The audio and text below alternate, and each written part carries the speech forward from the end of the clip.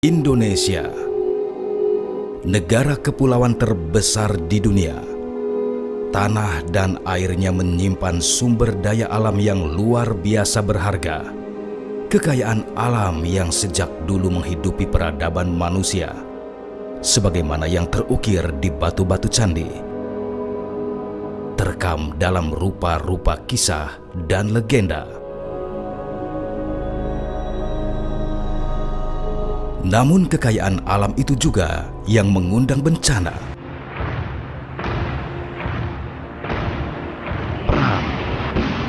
Perang untuk kuasa atas Nusantara beserta segala kekayaan yang terkandung di dalamnya. Perang yang selalu saja berulang pada setiap periode sejarah bangsa Indonesia. Salah satunya adalah peristiwa perebutan Nusantara antara Jepang melawan Belanda dan Sekutu di tahun 1942. Peristiwa itu membuat bumi Nusantara bersimbah darah.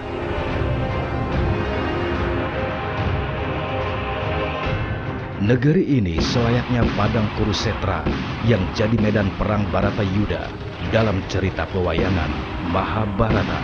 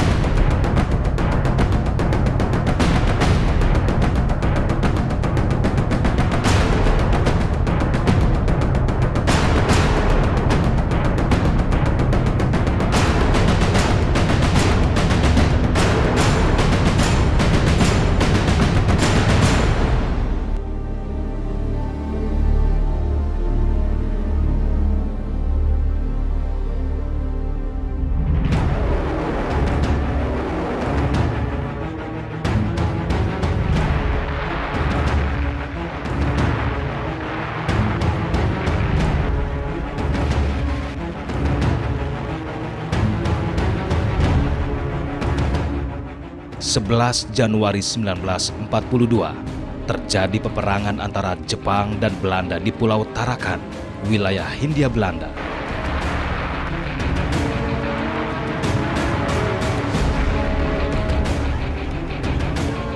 (6.600) tentara Kekaisaran Jepang yang terdiri atas pasukan tempur ke-56, pasukan artileri, pasukan resimen infanteri ke-146, dan Satuan Khusus Angkatan Laut Kure kedua bergabung dalam detasmen Sakaguchi di bawah pimpinan Mayor Jenderal Sakaguchi Shizuo.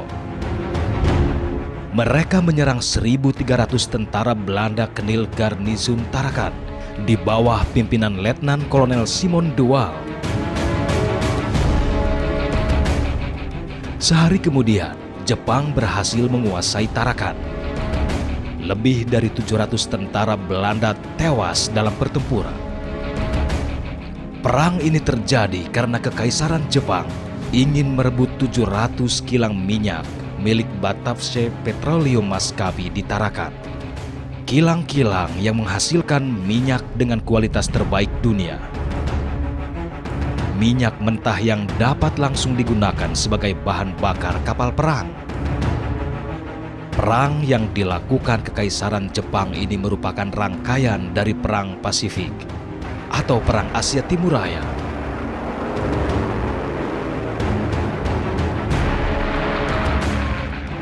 Sebelumnya, Jepang telah menaklukkan beberapa negara di Asia yang telah dikuasai pihak sekutu, seperti Cina, Burma, Filipina, Guam, Malaya, Singapura, dan Pulau Wake.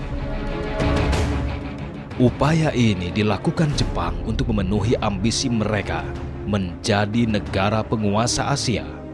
Begini, maksud pertama itu sumber alam. Jepang ingin mendapatkan sumber alam, pada khususnya minyak. Ya, ceritanya begini, sebelum itu Jepang memang impor sumber alam dan minyak, termasuk minyak, itu dari Amerika Serikat.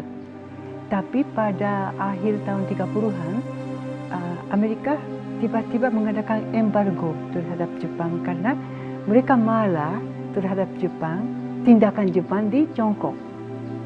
Ya, jadi untuk mencegah ekspansi Jepang ke Tiongkok, Amerika Serikat mengadakan embargo. Jadi stop ekspor ke Jepang. Terus Jepang angkat tangan kan kalau sudah tidak ada minyak dan sumber alam yang lain, ya. Jadi Amerika mengharapkan mungkin Jepang akan menyulah, ya, akan ikut permintaan negara-negara Barat. Ternyata tidak. Jepang mencari penggantinya. Perang antara Jepang dan Belanda yang tergabung dalam blok sekutu kembali terjadi di Palembang, Sumatera Selatan.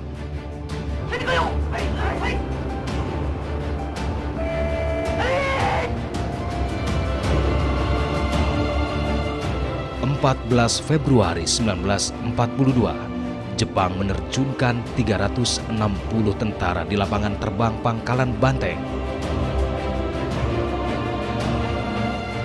Strategi ini dilakukan untuk memecah konsentrasi kekuatan pasukan sekutu yang saat itu terpusat di sekitar Sungai Musi, sehingga menghambat pendaratan pasukan utama tentara Jepang di Sungai Musi. Sebagian lain tentara Jepang mendarat di Plaju, tepat di tambang minyak milik Shell.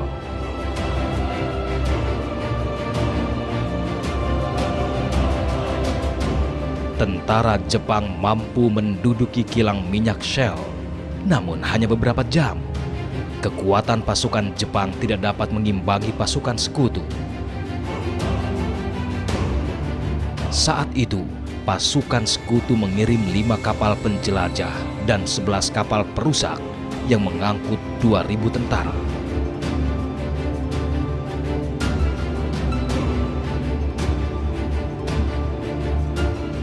Tanggal 15 Februari 1942, pasukan Jepang mengirim 100 pasukan penerjun ke kilang minyak Plaju. Selain itu, pasukan utama Jepang yang dipimpin oleh Laksamana Madya Jisaburo Ozawa berhasil mendarat di hilir Sungai Musi untuk memperkuat pasukan yang telah ada. Jepang pun kemudian memenangkan pertempuran di Palembang, sehingga lapangan minyak Plaju milik Shell dan lapangan terbang Pangkalan Banteng dapat mereka kuasai.